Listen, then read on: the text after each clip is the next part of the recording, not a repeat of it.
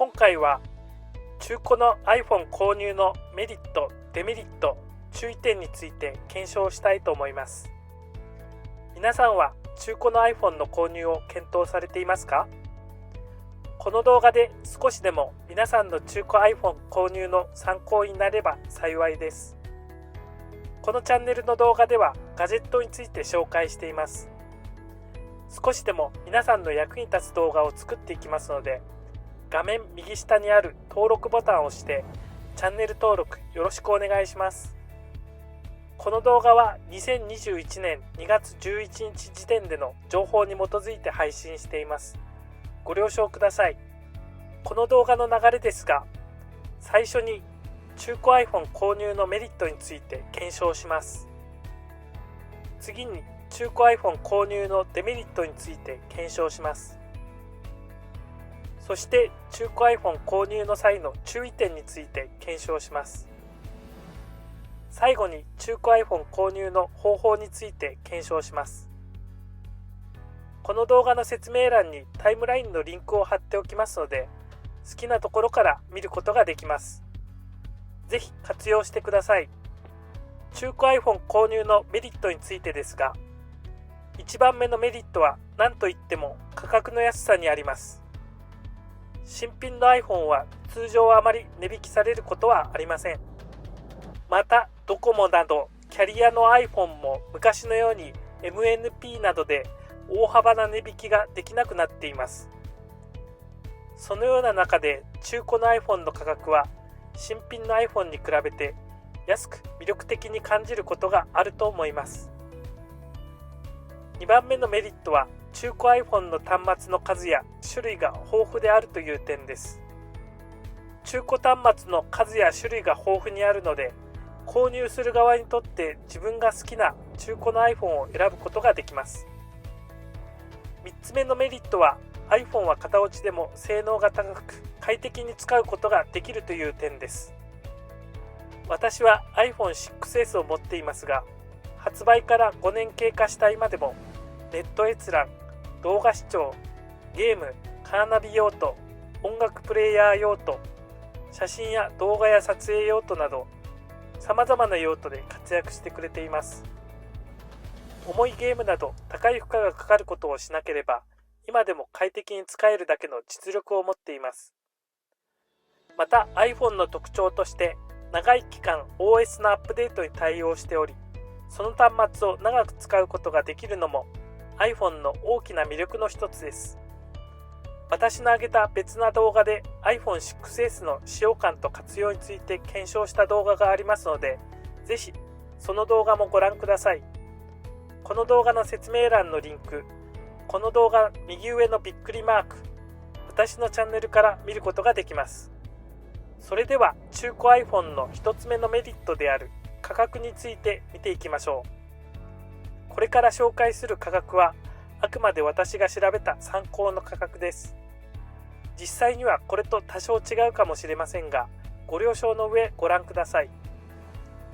おととし発売された iPhone 11の価格の比較ですが、 iPhone 11ストレージ 64GB を Apple Store で新品で購入した場合、その価格は税込み 71,200 円になります。次に中古で購入する場合ですが、その価格は端末の状態や端末の色、キャリアの端末や SIM フリーなど各種条件にもよりますが、税込み56,000円から7万円くらいになります。ですが、おおよそ税込み6万円くらいで販売されていることが多いようです。こうしてみると iPhone 11は中古で購入すると新品に対して約1万円安く買えることができることになります。 iPhone XR ストレージ 64GB を Apple Store で新品で購入した場合、その価格は税込み60,280円になります。次に中古で購入する場合ですが、その価格は端末の状態や端末の色、キャリアの端末や SIM フリーなど各種条件にもよりますが、税込み43,000円から49,000円くらいになります。こうしてみると iPhone XR は中古で購入すると新品に対して約1万円から1万5000円くらい安く買うことができることになります。iPhone 8ストレージ 64GB については Apple Store で新品が販売されていないので、中古の端末の価格を見てみます。その価格は端末の状態や端末の色、キャリアの端末や SIM フリーなど各種条件にもよりますが、税込み1万7000円から2万4000円くらいになります。先ほどの iPhone XR と比べてみると、XR はストレージ 64GB で税込み4万3000円から4万9000円くらいでしたので、iPhone 8は XR よりも2万円以上安く購入できることがわかります。iPhone 7ストレージ 32GB についても Apple Store で新品が発売されていないので、中古の端末の価格を見てみます。その価格は端末の状態や端末の色、キャリアの端末や SIM フリーなど各種条件にもよりますが、税込み1万2000円から1万5000円くらいになります。先ほどの iPhone 8と比べてみると、8はストレージ 64GB で税込み1万7000円から2万4000円でしたので、iPhone 7は8よりも5000円から1万円近く安くなることがわかります。次に中古 iPhone の端末の数や種類が多いことについてですが、日本は iPhone のユーザーが多く、それらの人が新型の端末を購入した際、買取店などに売却したものが中古市場で売られています。日本の iPhone のシェアはおよそ6割と言われていますので、いかにその量が多いかわかります。そして中古の iPhone は型落ちでも性能がいいことについてですが、 iPhone の場合は Apple が端末と OS の両方を開発しているという特徴があります。この特徴が型落ちしている端末でも快適に使えるように OS が開発されていたりします。特にここ最近 iPhone の OS のサポート期間は長くなっています。 iPhone 6S の場合、OS のサポート期間は今年を入れて6年間になります。 Android の場合、ここまで長くサポートするというのは Google の純正スマホの Pixel を除いてないと思います。また搭載されている SoC も発売当時の最新で高性能なものを搭載しているため、型落ちになった今でも対応した最新の OS と合わさって快適に使用することができます。 iPhone 11で搭載されている A13 Bionic、 iPhone XR で搭載されている A12 Bionic は共に今も販売されている端末に搭載されているチップであり、十分な性能を発揮してくれることでしょう。また iPhone 8に搭載されている A11 Bionic は今でも様々な用途に活躍してくれるだけの能力を持っています。 iPhone 7に搭載されている A10 Fusion は重いゲームのプレイなど処理に負荷のかかる作業を除いた通常の使用であれば十分快適に使うことができると思います。端末の性能寿命が長いのは iPhone の最大の強みであると思います。それでは中古 iPhone 購入のデメリットについて検証したいと思います。一つ目のデメリットとして他人が使ったものであるということです。これは気にする人としない人に分かれるかもしれませんね。ですが他人が使ったものを使うのは嫌だという人には中古の端末は向いていないと思います。2つ目のデメリットは端末の状態が悪い場合があります。中古ということなので端末に不具合がある可能性があるということは頭に入れておきましょう。例えば使用によるバッテリーの劣化、端末外装の傷、ディスプレイの傷や割れなどがそれにあたります。3つ目のデメリットは中古の端末の場合、他にも様々なリスクを抱えています。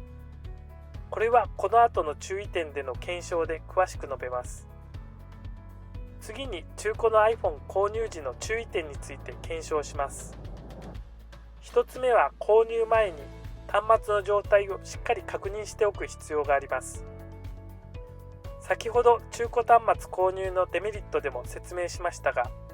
中古端末は端末に傷や割れ、バッテリーの劣化、またカメラやホームボタン、音量ボタン、電源ボタンが正常に機能するかといったことも確認しておく必要があります。2つ目はジャンク端末に注意が必要です。中古の iPhone を探していると価格が他の同じ機種の端末に比べ格段に安い端末がありますが、そういった格段に安い端末には理由がある場合が多いです。大抵の場合は何かしらの不具合があるため正常に動作しないジャンク端末である場合が多いです。 iPhone をはじめとするスマホの中古端末の場合においては、正常に動作しない端末はジャンクとして売られていることが多いです。また動作未確認品をジャンク端末として売っている場合もありますが、正常な動作ができないリスクがありますので、こうしたジャンク端末は安いからといって購入しないことをお勧めします。3つ目の注意点は SIM ロックの状態に注意が必要な点です。中古の iPhone がドコモなどキャリア端末である場合、SIM ロックがかかっています。SIM ロックがかかったままの端末だと au やソフトバンクの回線やそれらの回線を使用した格安 SIM で通信ができません。中古 iPhone では iPhone6S 以降の端末は SIM ロックが解除された状態で販売されていることがあります。また Apple Store で販売されていた SIM フリーの端末が中古でありますので、購入の際は SIM ロックが解除されているか、SIM フリーであるかどうかも確認しましょう。もちろん購入する端末が SIM ロックがかかっていても、SIM ロックがかかっているキャリアの回線であれば使うことができます。例えばドコモの SIM ロックがかかっている端末の場合、ドコモの回線またはドコモの回線を使用した格安 SIM で通信することができます。4つ目の注意点はネットワーク利用制限がかかってしまった端末、通称アカロムと呼ばれる端末に注意が必要です。これは後で説明します。5つ目の注意点はアクティベーションロックに注意する必要があります。アクティベーションがかかった端末を購入してしまうと、その端末を全く使うことができず分沈になってしまいます。これも後で詳しく説明します。6つ目の注意点は、中古の端末の場合どのような修理がされてきたのか、申告されない限り知ることができません。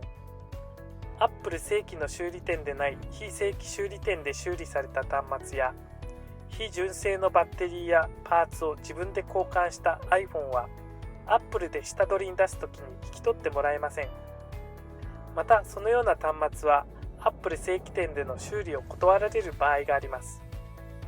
中古端末はそのようなリスクもはらんでいるということを頭に入れておくと良いと思います。それでは1番目の注意点、端末の状態をしっかり確認するについて詳しく検証したいと思います。端末の外観はどうなっているか確認することです。これはネットで端末を買う場合、現品の端末の写真が掲載されているか、その写真で傷、へこみ、変形、割れ、打痕などは見られないか確認が必要です。というのも、これら端末の外装のダメージの跡が見られる場合、見た目が悪くなるだけでなく、端末の内部がダメージを受けていることも考えられます。これは私の考えですが、外装のダメージがある端末はない端末に比べて故障するリスクは高くなると思います。実店舗で購入する場合は、実際に手に取ってよく見ることをお勧めします。実物を見るのは写真と違い詳細が見れるのでおすすめです。次にバッテリーの最大容量の確認を行う必要があります。これはせっかく iPhone を購入してもバッテリーの劣化が進んでいて満足に端末を使うことができなくなるリスクがあるからです。バッテリーを交換するにしても交換費用がかかりますので、思わぬ出費になることがあります。ですので中古の iPhone を購入時には必ずバッテリーの最大容量の確認をしておくことをお勧めします。時々バッテリーの最大容量が高くても非純正のバッテリーに交換している端末があります。そういった端末は非純正のバッテリーに交換したことを記載していることもありますが、記載していないことも多いので、購入前に気になったら問い合わせてみてもいいかと思います。非純正のバッテリーに交換した端末は Apple の正規修理を受けられない可能性があります。その他の端末の不具合の記載はないか確認しましょう。購入の前に端末の記載事項には一通り目を通しておきましょう。またネットショップなどでは端末の状態をランク付けしています。大抵は S、A、B、C、J などでランク付けしていますが、値段もそのランクに応じて変わってきます。C などの低いランクの場合、基準はショップにもよりますが、おおよそ目立つ傷、ひび割れ、付帯パーツの欠損または欠品といった状態説明がされています。程度としては良くない状態なので、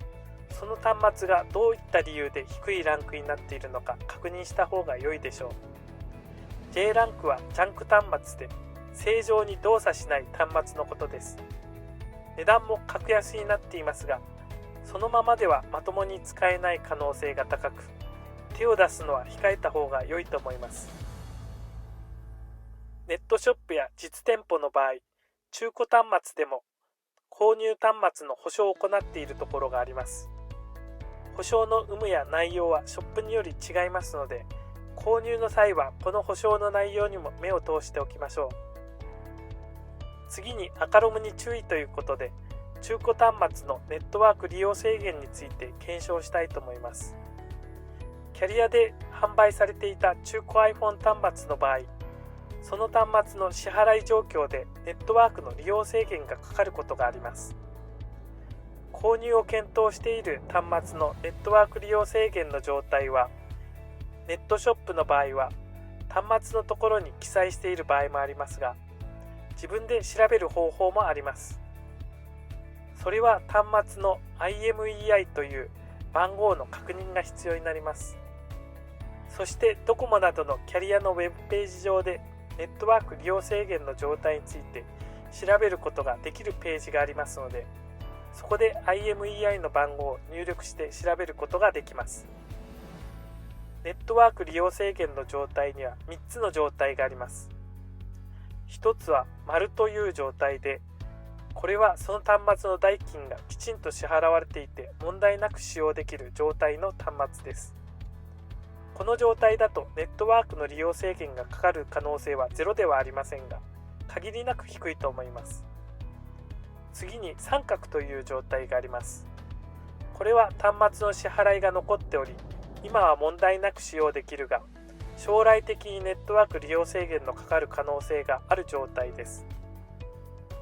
リスクを抱えている状態ですので、購入の際は注意が必要です。ネットショップや実店舗などでは赤ロム保証を端末に設けているところもあります。そういった保証があると、万が一端末にネットワーク利用制限がかかった際、端末の交換を行ってくれたりします。保証の内容はショップによって異なりますので確認しましょう。最後に×という状態です。これは端末の支払いが滞り、ネットワーク利用制限になってしまった端末です。こういった端末は中古市場では赤ロムと呼ばれています。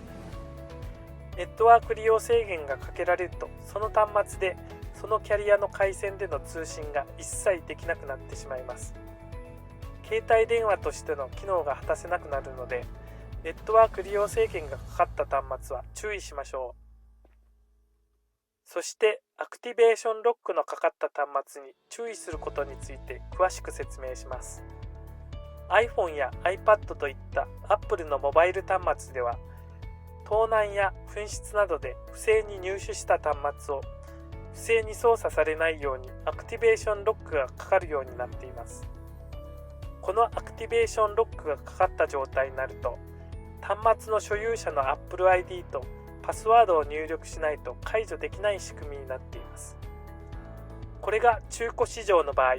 特にオークションやフリマなど個人間売買であるのが、アクティベーションのロックがかかった端末を購入してしまうといったトラブルがあります。iPhone を売買する際は適切に初期化を行っていないとアクティベーションロックがかかってしまいます。アクティベーションロックがかかった状態だと前の所有者しか解除できないので注意が必要です。アクティベーションロックがかかった状態だとその端末は全く使うことができなくなってしまいます。悪質なケースだとアクティベーションロックがかかった端末を説明せずに売っている人もたまにいますので気をつけましょう。オークションなどではジャンク品としてアクティベーションロックがかかった端末が売られていますが、盗品や紛失品の可能性もありますので注意が必要です。中古端末購入の際はこのアクティベーションロックの状態について確認しておくことは必須です。最後に中古 iPhone の購入方法について検証します。中古 iPhone 購入の1つ目の方法はネットショップです。2つ目の購入方法はフリマやオークションなどの個人間売買、そして3つ目は実店舗での購入です。それぞれに特徴がありますので見ていきましょう。ネットショップで購入する方法について見ていきます。ネットショップの特徴として端末の数や種類が豊富である、値段が安めである、端末の保証があることがあります。ショップによって保証の有無や内容は異なりますので確認しましょう。販売している現物の端末の写真を掲載しているショップもあれば、掲載していないショップもあります。掲載していない場合は想像していた状態と違うことがありますので注意が必要です。また稀にですが詐欺のショップがあるようです。価格が極端に安いショップや有名店に似せたサイトは注意が必要です。購入の際はそのショップやサイトがどういったショップやサイトであるか確認して、不審な点がある場合はそこから購入しないようにしましょう。次にオークションやフリマなど個人間での取引での購入方法です。オークション・フリマの特徴の一つ目として他の方法よりも安く購入できることがあります。2つ目の特徴は端末の状態に注意が必要です。売り手はあまり端末の知識がないこともあるので、端末が抱えている不具合を記載せずに販売していてトラブルになる可能性もあります。3つ目はアクティベーションロックに注意が必要です。これもあまり知識がない売り手だったりすると、適切な方法で初期化を行わず端末を販売してアクティベーションロックがかかってしまうことがあります。また悪質な人だとアクティベーションロックがかかった端末を売っていたりしますので注意が必要です。次の特徴はネットワーク利用制限に注意が必要です。今の端末のネットワーク利用制限はどうなっているか、また三角の場合今後の端末の支払いがされず制限がかかることもありますので注意しましょう。また取引上のトラブルのリスクがあります。購入したが端末が届かない、端末が届いたが故障していたなどです。個人間売買は他の購入方法に比べてリスクが大きいということを頭に入れておいた方がいいでしょう。こうしたトラブルのリスクを小さくするために出品者の評価を確認しておくことは重要です。最後に実店舗で購入する方法についてですが、特徴として値段は高めです。ですが現物を手に取って見ることができますので、ネットでの写真や記載されている情報のみではわからない細部も自分の目で見ることができます。またわからないことや気になることを店員に聞くこともできます。結果として3つの方法の中で一番リスクが小さく安心感がある購入方法だと私は思っています。今回の動画では中古 iPhone 購入のメリット、デメリット、注意点について検証しました。皆さんは中古 iPhone を購入してみたいと思いましたか？最後までご視聴ありがとうございました。今後も少しでも皆さんのお役に立てるような動画を作っていきますので、画面右下のチャンネル登録ボタンからチャンネル登録よろしくお願いします。